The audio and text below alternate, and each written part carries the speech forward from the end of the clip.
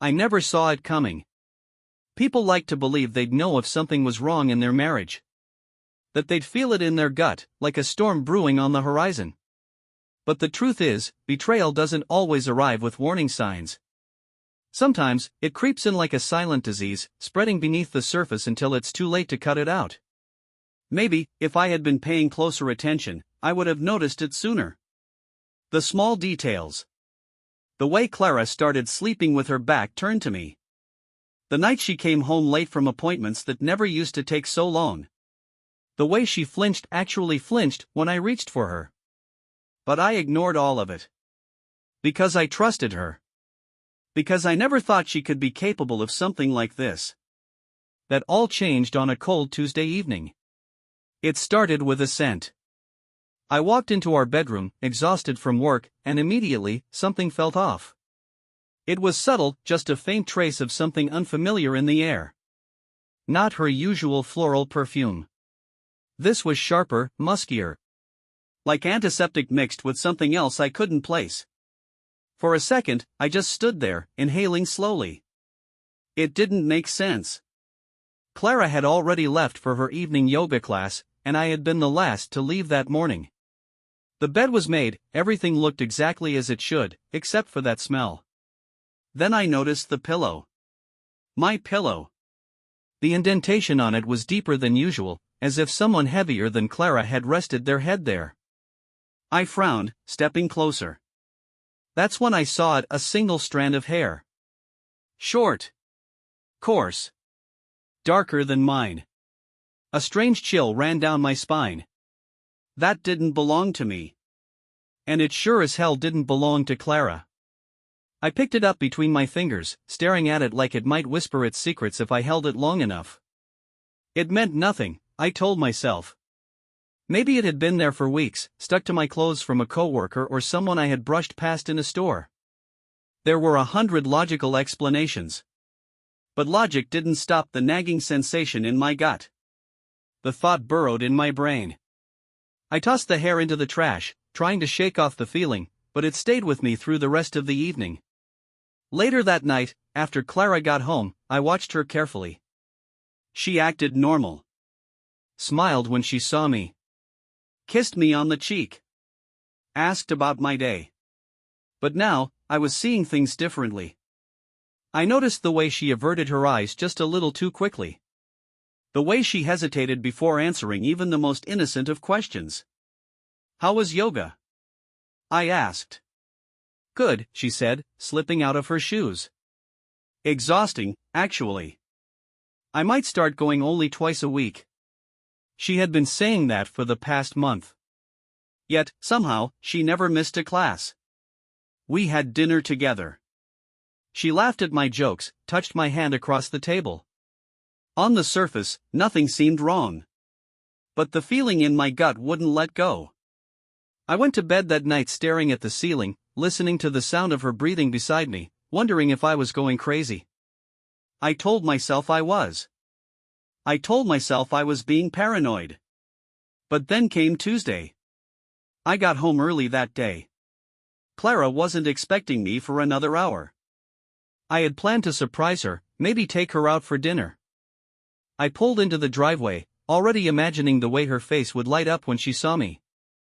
But the moment I stepped inside, I knew something was wrong. The house was quiet, eerily so. Clara's coat was draped over the armchair by the door, strange, considering she usually hung it up. Her shoes were there, too, kicked off carelessly. That was the first thing that set me on edge. Clara was neat, meticulous even. She never left her things scattered. I took a few steps inside, my pulse quickening. The air smelled different. Not bad, not good, just different.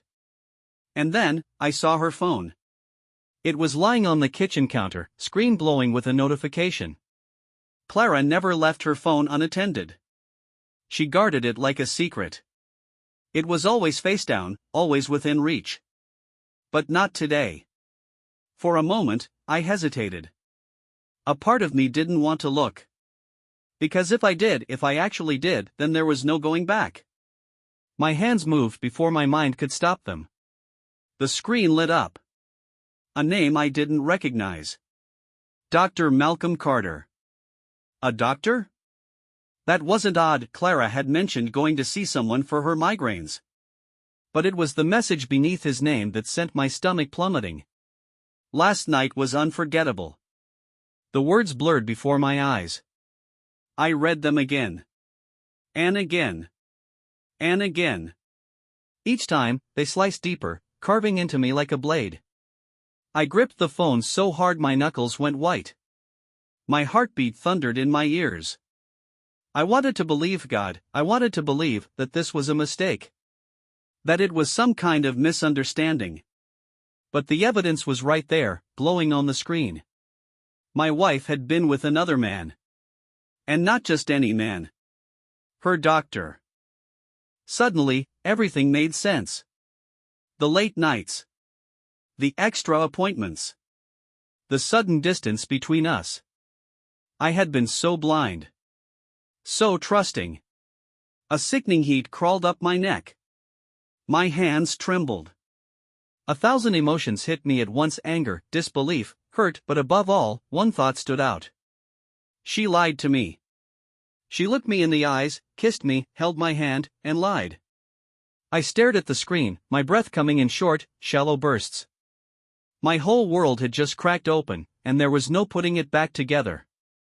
The front door clicked.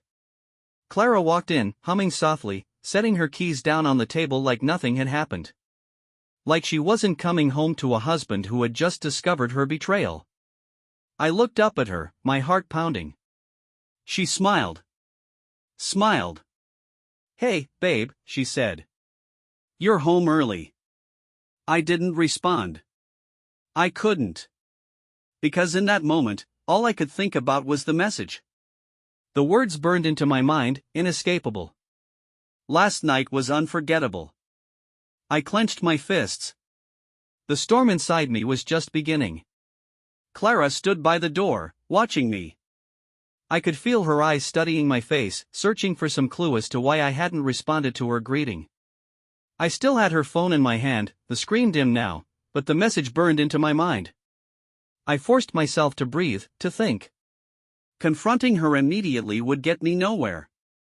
I needed to be sure. I needed more than a single message. I set the phone back on the counter exactly as I had found it and turned to face her. "You're home early," she said again, her tone casual but slightly guarded now. "Yeah," I replied, my voice even. "Work was slow today." She nodded and walked past me toward the fridge. I watched her movements, every detail suddenly amplified.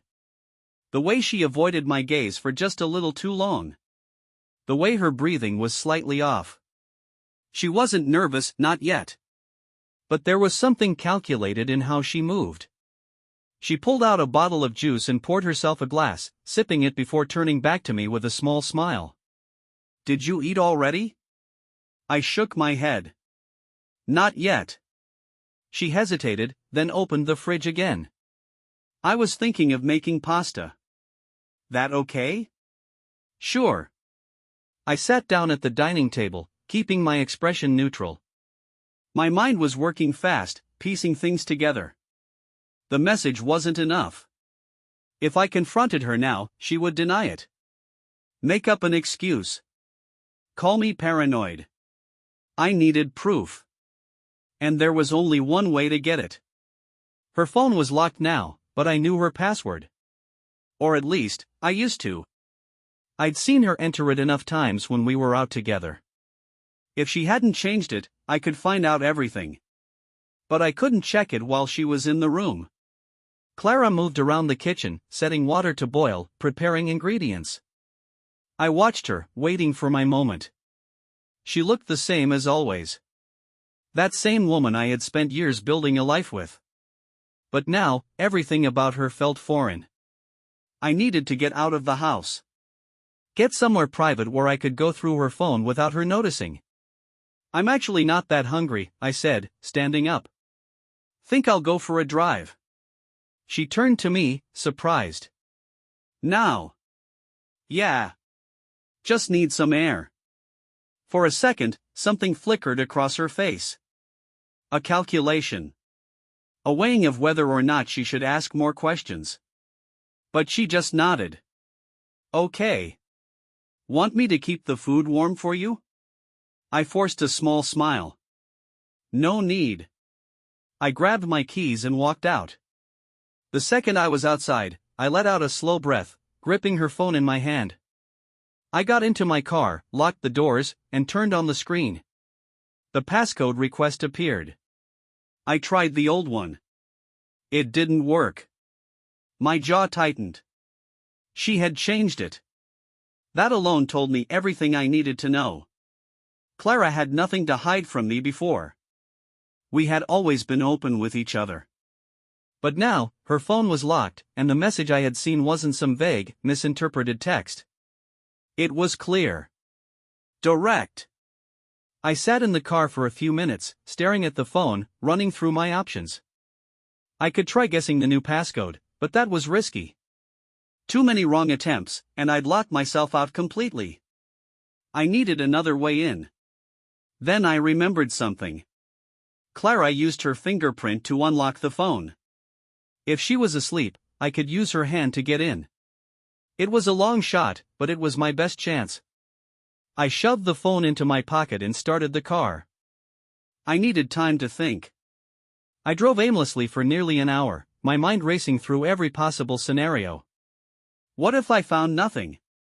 What if the message was a misunderstanding? But deep down, I already knew the answer. Clara had been distant, secretive. And that message wasn't something you sent to a friend or a colleague. Eventually, I turned back home. When I walked in, Clara was sitting on the couch, scrolling through her tablet. She looked up and smiled. Feeling better? I nodded. Yeah. She didn't ask where I had gone or why I needed air. She just went back to her screen, her fingers moving absently over the glass. If she was hiding guilt, she was doing it well. But I wasn't looking for guilt anymore. I was looking for answers. We went to bed like normal. She kissed me goodnight, turned off her lamp, and rolled onto her side. Within minutes, her breathing slowed. I waited longer, counting each rise and fall of her chest. When I was sure she was asleep, I reached for her hand. Carefully, I positioned her finger over the phone's sensor. The screen unlocked. My stomach clenched as I opened her messages. There it was. Malcolm Carter. I tapped on the thread, my pulse pounding. The conversation stretched back weeks. Messages filled the screen, each one hitting harder than the last. They weren't just meeting at his office. There were hotel bookings, late-night texts, shared photos. Details of times, places, things they had done. Every single doubt I had was crushed under the weight of the truth. Clara had been lying to me for months. I kept scrolling, each message worse than the last. I can't stop thinking about you. Wish I could be in your bed instead of his. Same time next week? Everything inside me burned. My fingers trembled as I gripped the phone, as I read every disgusting confirmation of what had been happening behind my back. Clara had been slipping away from me for weeks, and I had been too blind to see it. Too trusting. I set the phone down and looked at her. She was still asleep, completely unaware of the storm raging inside me. The woman lying next to me wasn't the woman I thought I knew. She had looked me in the eyes, laughed with me, told that loved me, while carrying on with another man. And not just anyone, someone she paid to take care of her health. Someone who had used his position to get close to her. I clenched my fists. She thought she had gotten away with it. She thought I would never find out. She was wrong. I wasn't going to let this go. I wasn't going to be the fool in this story. I turned off the phone, placed it back where it had been, and lay back down, staring at the ceiling. The rage inside me wasn't fading. It was growing. Clara had no idea what was coming next. The next morning, Clara woke up without a clue that her world was about to collapse. She stretched, mumbled something about needing coffee, and went into the bathroom. I stayed in bed, staring at the ceiling, feeling the weight of the truth settle in my chest. It wasn't a dream. It wasn't a mistake. I had seen everything, read every word. She came back a few minutes later, hair damp from the sink, towel pressed against her face. She glanced at me, her expression unreadable for a brief second, before she smiled. "You're up early." I sat up, watching her. "Yeah. Couldn't sleep much." She grabbed a shirt from the dresser and pulled it over her head. "Thinking about work?" I didn't answer. My silence made her glance at me again, this time with a little more curiosity. She hesitated, then turned toward the mirror, fixing her hair. She wasn't in a rush. Today was one of her late mornings. I got up, walked to the kitchen, and waited. She followed a few minutes later, phone in hand, scrolling through it absently. She poured herself coffee, took a sip, then set the mug down. "You okay?" she asked. "You seem quiet." I watched her, keeping my expression neutral. She didn't know I had been in her phone. She didn't know I had seen everything. "I'm fine," I said. She nodded and leaned against the counter, her fingers still tapping on her screen. Maybe she was texting him right now. Maybe she had been thinking about him all morning while lying next to me. The thought made my jaw tighten. I couldn't wait any longer. "I saw your messages," I said. Her fingers froze over the screen. She didn't move, didn't breathe. The silence stretched between us, heavy and thick. Then, slowly, she lowered the phone, but she didn't look up at me. "What messages?" she asked, voice careful. I took a step closer. "The ones between you and Malcolm Carter." Her head snapped up then, eyes wide. For the first time, I saw real fear in her face. It lasted only a second before she forced her expression into something more controlled, but it was too late. I had already seen it. "I don't know what you're talking about," she said. I scoffed. "Don't. I went through your phone last night." She inhaled sharply, her body stiffening. "You. I used your fingerprint while you were sleeping," I said. "I saw everything." Her mouth opened, but no words came out. I waited. She was calculating, thinking, trying to decide how to react. I had seen this before, the way she took a second too long to respond when she was trying to come up with a lie. She exhaled slowly, setting her coffee down. "Don't lie to me," I cut in. "Not now." Her shoulders tensed. She swallowed, looked away, then looked back at me. "It's not what you think." I laughed, but there was no humor in it. "Not what I think." "So you didn't send him messages about meeting in hotels? About how you wish you were in his bed instead of mine?" She paled. Her hands gripped the counter behind her like she needed something to hold on to. "It wasn't." "Don't," I said, voice sharp. "Don't insult me by pretending this isn't what it is." Her breathing turned shallow. She wasn't in control anymore.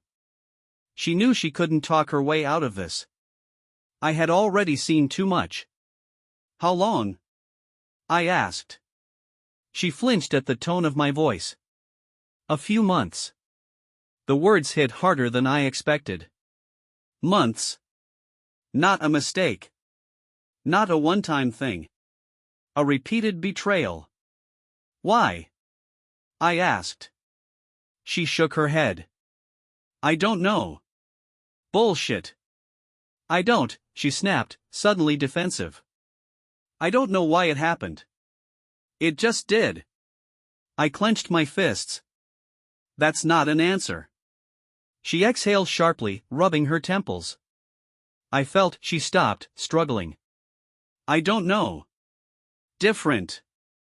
I stared at her. "Different?" She looked up at me then, eyes red, voice shaking. I felt like I wasn't myself. I felt like I was disappearing. I waited. She swallowed, blinking fast. "I love you," but I felt stuck. I felt like I was living the same day over and over again, and I needed. She stopped again, exhaling. "I don't know what I needed." I didn't move. She ran a hand through her hair, frustrated. "It wasn't about you," she said. It wasn't because you weren't enough. I took a step closer. You just what? She opened her mouth, then closed it. She didn't have an answer. I shook my head. So you went to him? A doctor.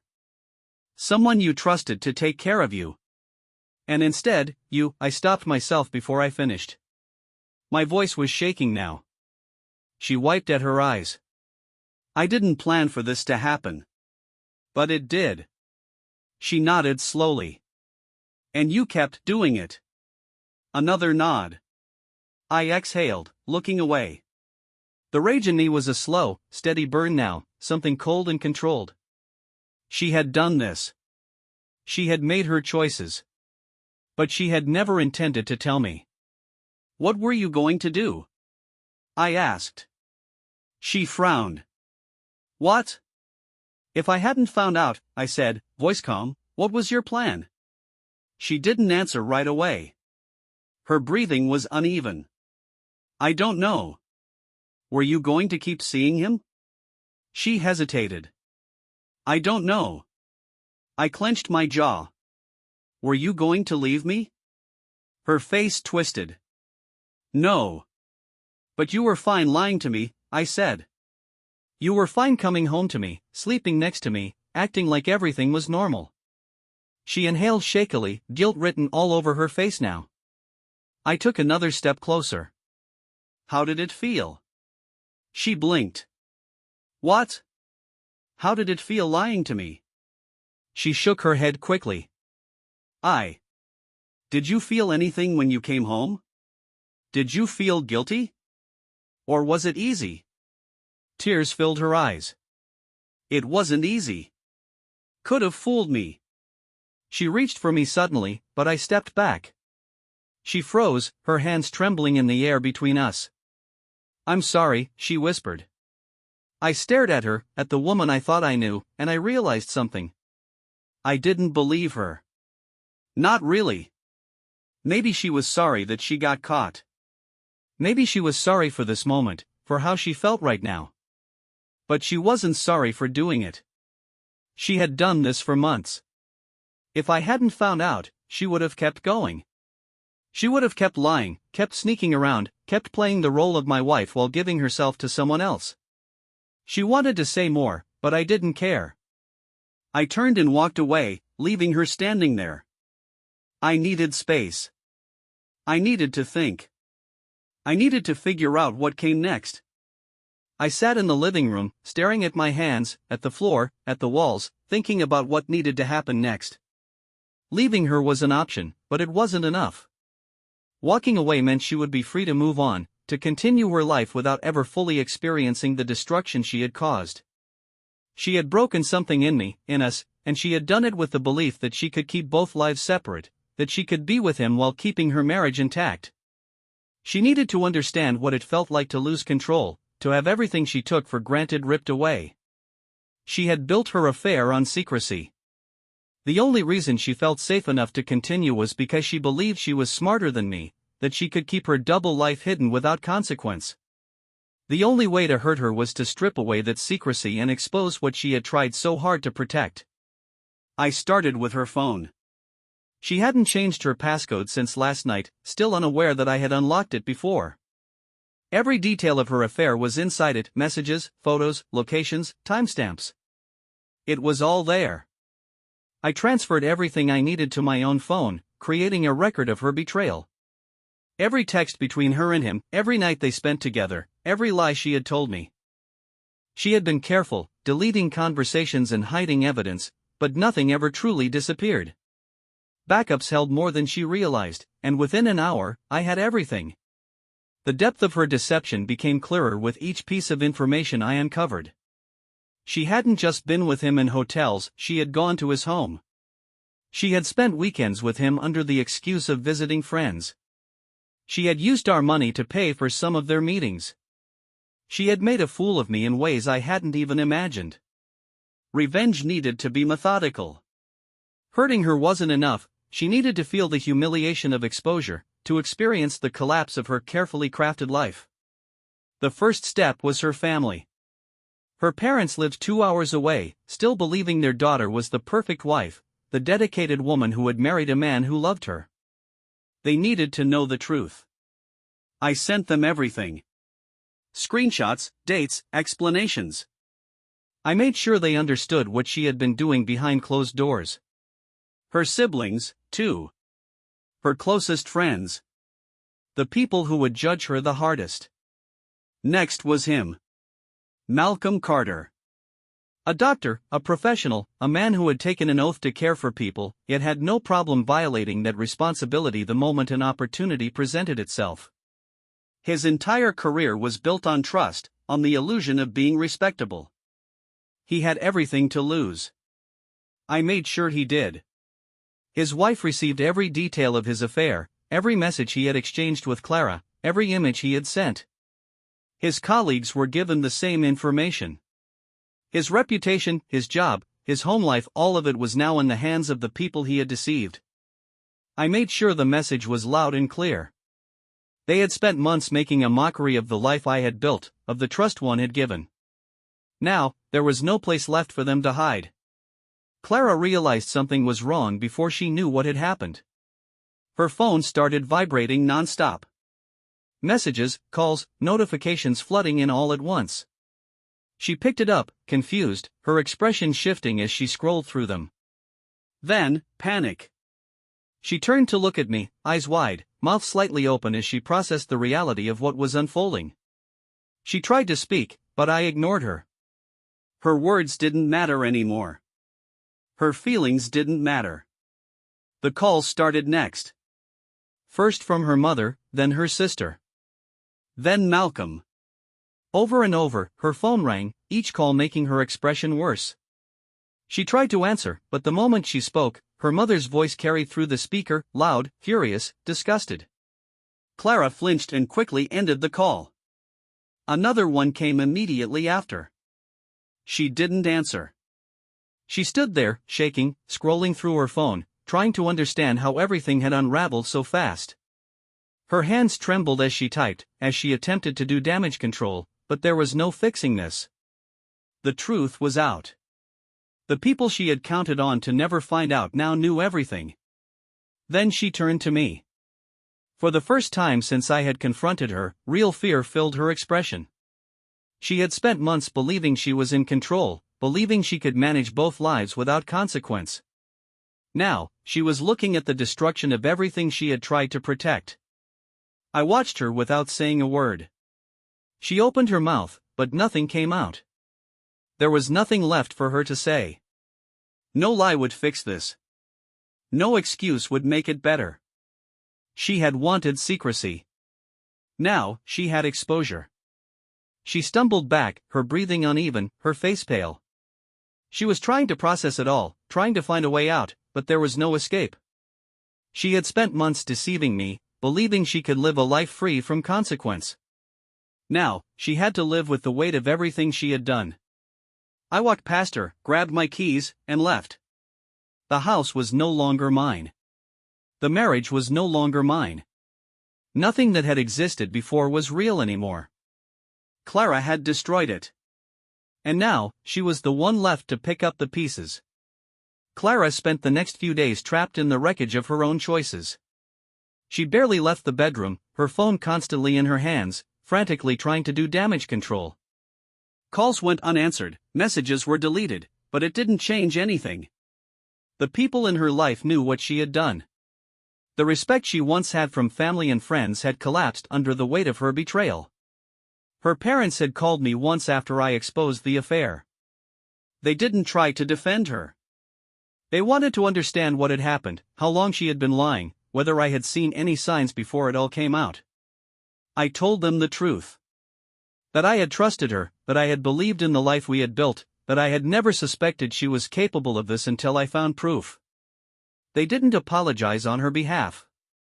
They didn't try to justify her actions. They were disgusted by what she had done.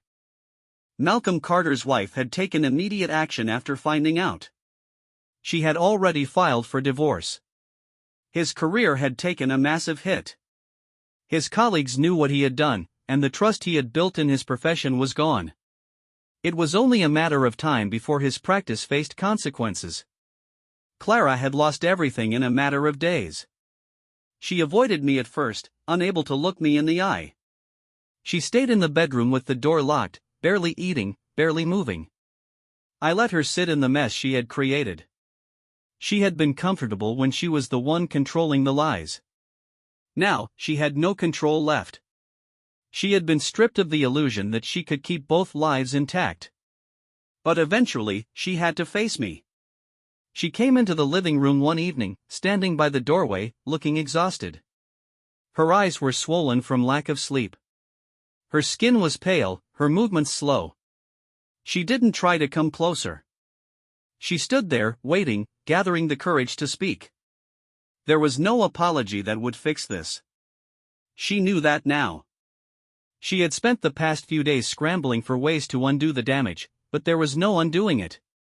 She had been exposed, her life shattered, and she understood that she was the only one to blame. I waited for her to speak, but she couldn't find the words. She shifted her weight from one foot to the other, her breathing uneven. She had nothing left to defend. No excuses that would make any of this less pathetic. She wanted to know what was next. Whether I was leaving. Whether there was anything left between us. Whether I could ever look at her again without seeing the betrayal she had spent months hiding. The answer was obvious. There was nothing left. The marriage was ended. She had spent months making her decisions, choosing someone else, stepping outside of this relationship while pretending it still meant something. She had destroyed everything we had built, convinced that she could balance both lives without consequence. There was no fixing what was broken. I told her I was done. That this wasn't a situation where forgiveness was possible. That even if she regretted what she had done, it didn't erase the months of deception, the nights she had spent with someone else, the messages she had sent while lying next to me in bed. She didn't argue. She didn't beg. She had no fight left in her. I told her I would be filing for divorce. That I had already contacted a lawyer. That I had no interest in trying to salvage anything from this marriage. That I didn't care about the house, about the furniture, about any of the material things we had accumulated over the years. She could keep all of it. None of it mattered to me anymore. She nodded, her face blank. She had spent days preparing for this moment, knowing that nothing she said would change what was coming. She didn't ask for a second chance. She didn't try to plead for me to stay. She had accepted that she had lost. She asked if there was anything she could do to make it right. There wasn't. I walked past her, grabbed my keys, and left the house without looking back. The house no longer felt like home. It was just a structure filled with remnants of a life that no longer existed. Every room was a reminder of what had been lost, of what had been ruined beyond repair. The decision to leave wasn't difficult. Staying meant surrounding myself with the aftermath of betrayal, with memories that had been tainted by lies. There was no point in holding on to a place that had become nothing more than evidence of her deception. Packing was quick. Most of what was inside the house held no meaning anymore. Clothing, documents, essentials, those were the only things worth taking. The furniture, the decorations, everything that had been chosen together, belonged to a life that had already ended. She could keep all of it. Let her sit in the wreckage of what she had destroyed. The house could be a reminder of what she had lost, of the decisions she had made that led to this moment. The divorce process started immediately. The lawyer was efficient, laying out the steps clearly. There was no reason to drag it out. No children, no financial disputes, no reason for negotiations. It was a simple case. The marriage was over, and legally, it would soon be finalized. Clara didn't contest anything. She signed the papers without hesitation, without attempting to hold on to something that was already gone. Messages from mutual friends started coming in. Some expressed shock, others pretended to care while looking for details. A few had already taken sides, avoiding contact, either out of discomfort or misplaced loyalty. It didn't matter. There was no need to hold on to relationships built around a marriage that no longer existed. The people who mattered were the ones who reached out with genuine concern, with real support. The rest were irrelevant. Clara's life had fallen apart faster than she could have expected. Her family had distanced themselves, ashamed of what she had done. Her reputation among friends had crumbled. Some tried to comfort her, but most had turned away, unwilling to be associated with someone who had spent months living a lie. Malcolm Carter had lost his job. His career was over, his personal life destroyed. His wife had taken everything in the divorce, leaving him with nothing. He had tried to contact Clara, but she ignored him. Whatever they had meant to each other during their affair had disappeared the moment their secret was exposed. The satisfaction of seeing their lives fall apart wasn't enough to erase the damage they had done. No amount of suffering on their part could undo the betrayal, could change the fact that trust had been broken beyond repair. Revenge had been necessary, but it didn't bring peace. It didn't erase the memories of what had happened. The only way forward was to leave everything behind. The paperwork was finalized within weeks. The marriage was officially over. There was no final meeting, no need for any further conversation. Clara had already become a stranger. The person she had been, the person I had once trusted, no longer existed. Whatever she did next, whoever she became after this, was no longer my concern. Leaving the city was the only logical step. Staying meant constant reminders, constant encounters with people who knew what had happened. A fresh start was necessary. The process of rebuilding would take time, but it was better than remaining in a place filled with nothing but the ruins of a life that had been a lie. The last time I saw Clara was in passing, a brief moment where our paths crossed by chance. She looked different, thinner, tired, weighed down by everything that had happened. She didn't try to speak. She didn't attempt to approach. She just looked away and kept walking. It was a fitting ending. No words, no closure, just the final confirmation that there was nothing left between us. The past no longer mattered. What came next was mine to decide.